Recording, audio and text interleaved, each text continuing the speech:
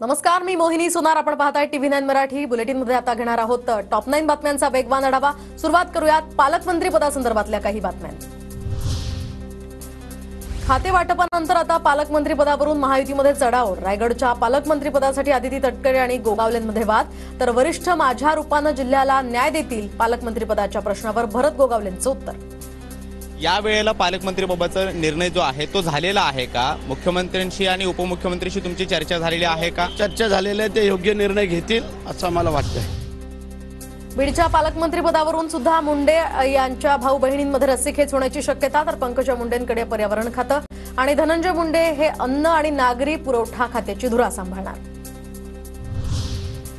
छत्रपती संभाजीनगरच्या पालकमंत्री पदावर शिवसेनेचे मंत्री संजय शिरसाट यांचा दावा कायम. भाजपचे अतुल सावे सुद्धा मैदानात.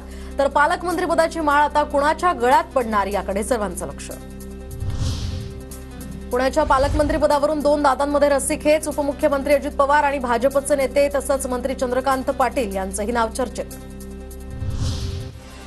तर ठाण्याच्या पालकमंत्री पदासाठी 3 नावं चर्चेत. उपमुख्यमंत्री एकनाथ शिंदे, परिवहन मंत्री प्रताप सरनाईक आणि वनमंत्री गणेश नाईक यांचंही नाव. तर ठाणे जिल्ह्याचं पालकमंत्री पद शिंदे साहेबांनी स्वीकारावं, सरनाईकांची प्रतिक्रिया.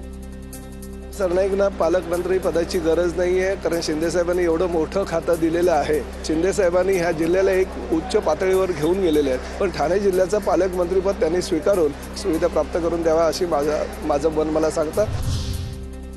यवतमाळच्या पालकमंत्रीपदासाठी शिवसेनेचे संजय राठोड आणि भाजपचे अशोक उईके इच्छुक. दरम्यान पालकमंत्रीपद आता कुणाला मिळतं याकडे लक्ष. तर जळगावातही पालकमंत्रीपदासाठी चढाओढ. गिरीश महाजन, संजय सावकारे आणि गुलाबराव पाटील हे मंत्री असल्यामुळे पालकमंत्रीपद नेमकं कुणाला मिळणार याची उत्सुकता. नाशकातही पालकमंत्रीपदासाठी मंत्र्यांमध्ये रस्सीखेच. तर दादा भुसे, नरहरी झिरवाळ, माणिकराव कोकाटे इच्छुक. तर राष्ट्रवादीचे जास्त आमदार असल्यामुळे धोरणानुसार आम्हाला पालकमंत्रीपद मिळावं, माणिकराव कोकाटेंची प्रतिक्रिया.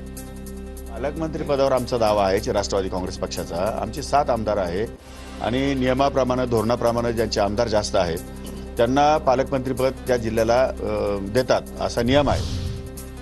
साताऱ्याच्या पालकमंत्रीपदासाठी शिवसेनेचे शंभूराज देसाई, भाजपचे शिवेंद्रराजे भोसले, जयकुमार गोरे आणि राष्ट्रवादीचे मकरंद पाटील इच्छुक. तर पसंतीचा जिल्हा पालकमंत्रीपदासाठी मिळावा असं प्रत्येकाला वाटतं, मात्र अंतिम निर्णय तिन्ही नेते घेणार, शंभूराज देसाईंची प्रतिक्रिया. पालकमंत्री पदाची अधिकृत यादी जाहीर होईपर्यंत दावा कुणी करू शकतं. त्यामुळं असं काय नाही की कुणी दावा करू नये. पण शेवटी मी मगाशी म्हटलं तसं अंतिम निर्णय हे 3 जण घेणार आहेत.